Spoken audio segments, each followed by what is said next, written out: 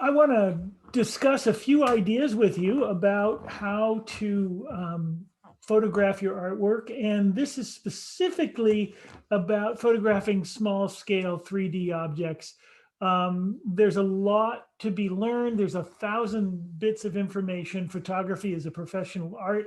And that's one way to go about it is in the past, I have found really excellent photographers who were willing to trade artwork for photographing my work. And I did that for many years. But eventually the photographers grow more and more professional and need to be paid real fees. And I've done some of that as well. But there is a lot you can do on your own. And so I wanted to talk about a few of those ideas. And certainly I've posted many videos in this section for you to look at from YouTube. And there's hundreds of different advice videos on how to photograph your own artwork. One of the things that's very helpful is to use indirect light. And that's what we have here. Coming through that window right there is indirect light, because this is the weather.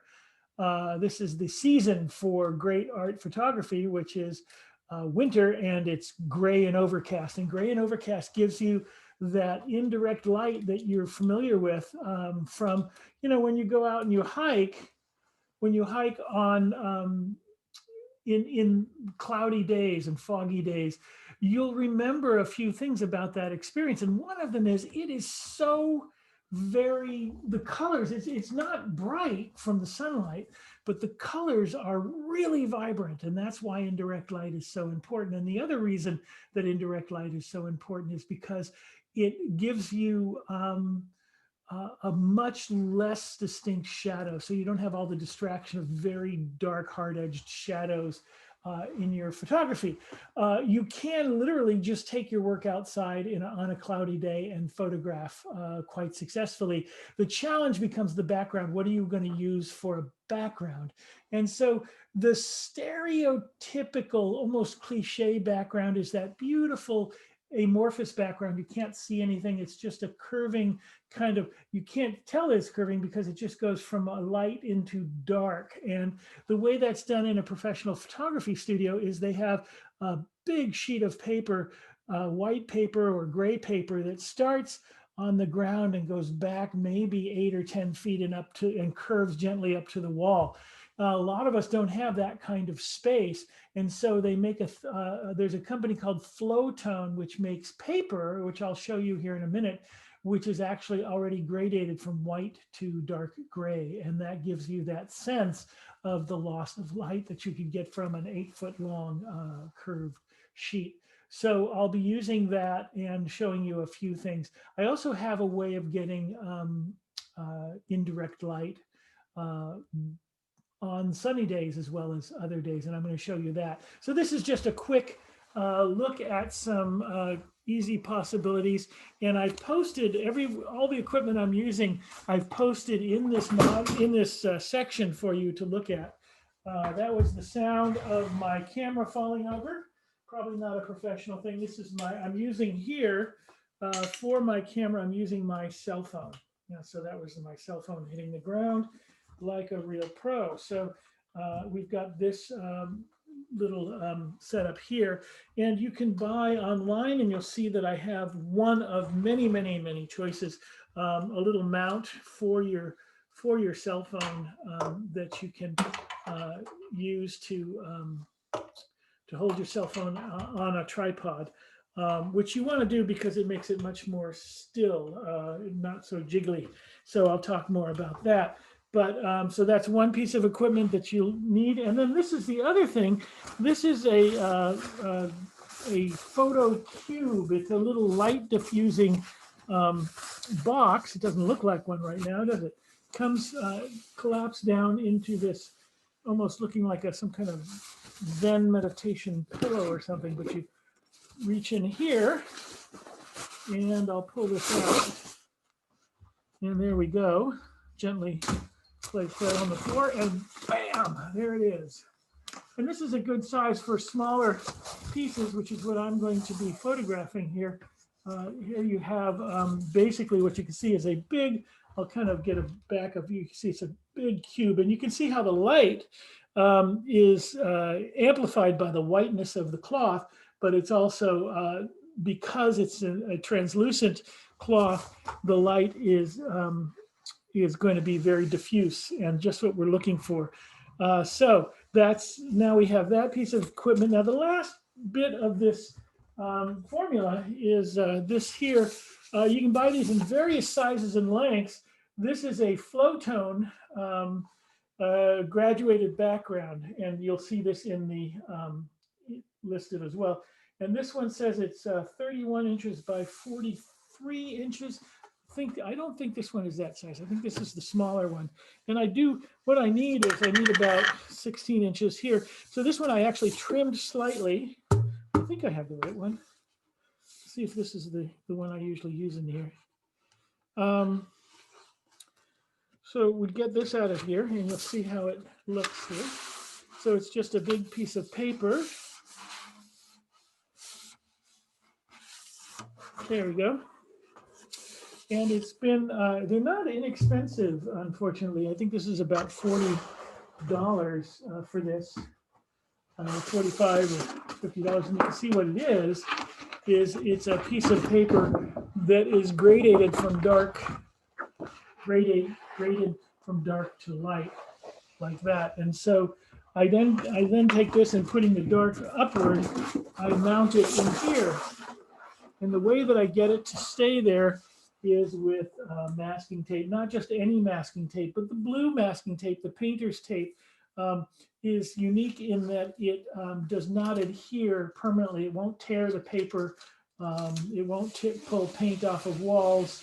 So it is a great tape for this kind of purpose. I've taped this paper up here, 30 times maybe, and it never tears.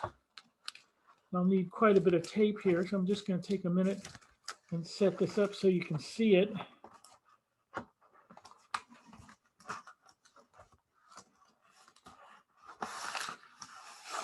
Now, some of you are making enormous work, and this is not really relevant for you, and some of you are making paintings, and this is, again, not relevant for you. You don't need to get a little box going for your paintings.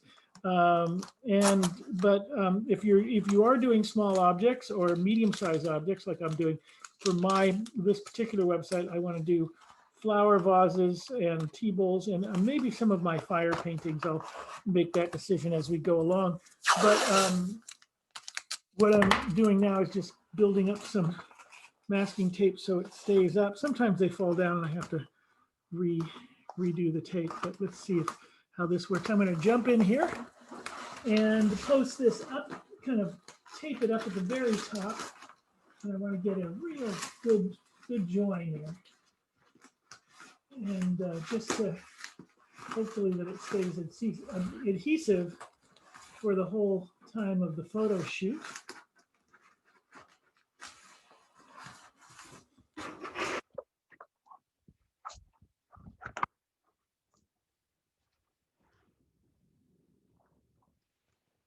And you want to try to keep from marking up the paper, though eventually it will mark up. And you can see here, I'm going to turn this towards the camera here. You can see now that I have this background here. And then our next step, I'll just take a bowl that I want to feature on the upcoming. Oh, that's the microphone. So we're doing great here. This is a real professional experience here. I'm glad you're along for this. But the result should be, here's a lovely little tea bowl that I'm interested. Maybe difficult to capture in camera, so maybe it's a good one to try with. So it's we'll start with shooting this tea bowl. This is kind of a special effects tea bowl here. And with a tea bowl people are kind of interesting. They want to see everything. They want to get several, minimum 4 or 5 different views. So to start with, I'll place this bowl inside my cube, turn on my camera, and this actually comes with one other feature here. See if I can find that. I think it's here. And this adds to the light, the light qualities. One more reflective surface here of kind of bouncing light around, and it has a little zip in it so you can get your camera inside here. And it'll take a little bit of time to set this up and get the exact positioning that I'm looking for. But that's pretty good right there. But I think I'm going to look for a slightly different way of doing that. So what I'm going to do, I need this to get down lower for something this small. So I'll just play with the tripod here a little bit. And you get the idea basically that here what I'm doing is I am creating a situation where my object is sitting in my little light box here. And let's see if I can get a good look at it here. Let's see. It's going to take, oops, let's see, it take me a second to set this up. And I may, you may have to decide whether you're going to use a horizontal or a vertical. But for this bowl, I think a horizontal shot is best. And let's get that kind of set up. Let's see.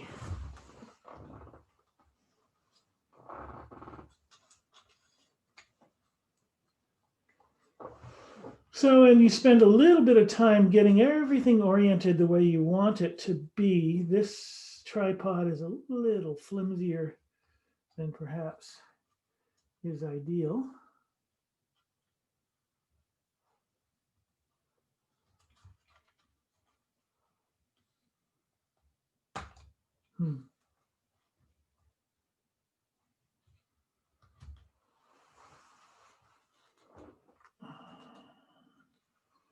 That is about right. It goes that way.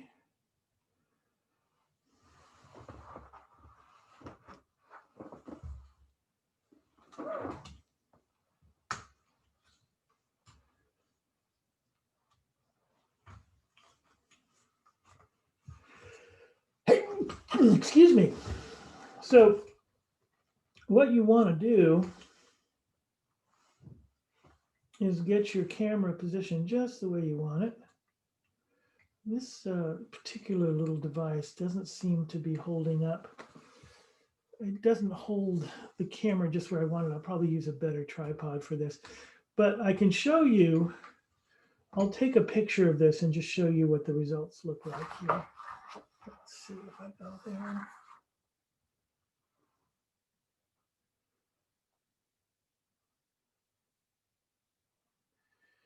And when you buy these stands, a lot of them come with a little device like that. It's a little remote, and it allows you to take a photograph without touching the camera or it's a remote shutter button, and it allows you to take a photograph without touching the camera or the tripod.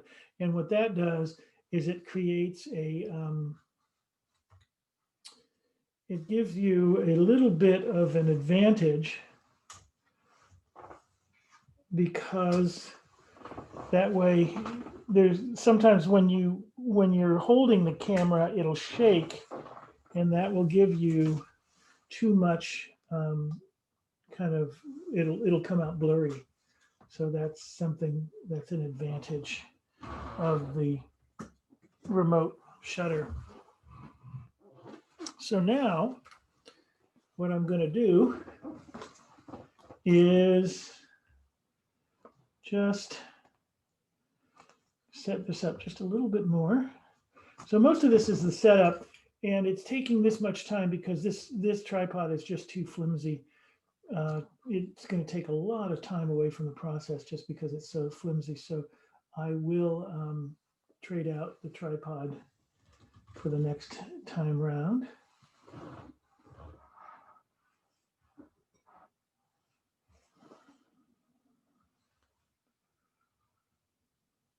And you don't want to get in too close. You want to get a good, you want to leave yourself a little space all around the piece for some cropping work that you may want to do at some point. And that isn't quite, it's not quite balanced the way I want it yet. So we'll just keep working it a little bit. This is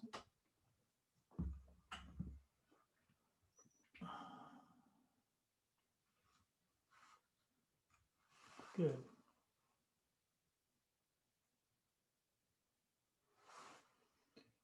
So when I have the position the way I want it,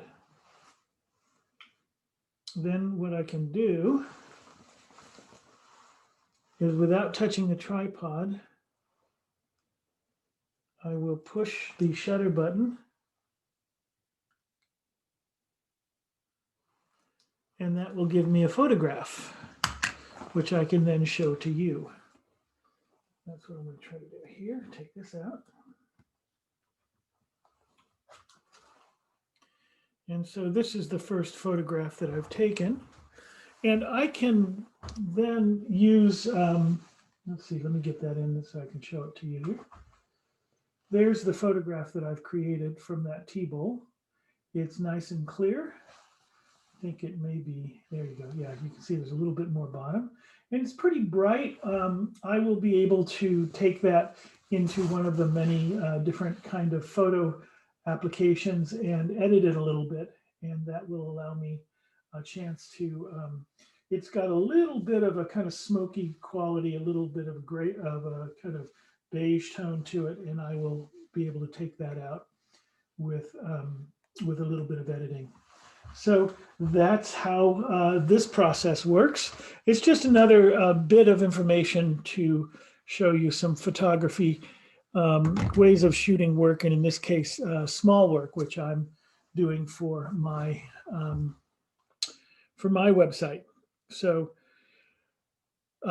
you look at this video, you'll look at the other ones on the site, and that will give you some ideas of how to progress. And with each effort and experience, you'll get better and better at it. So.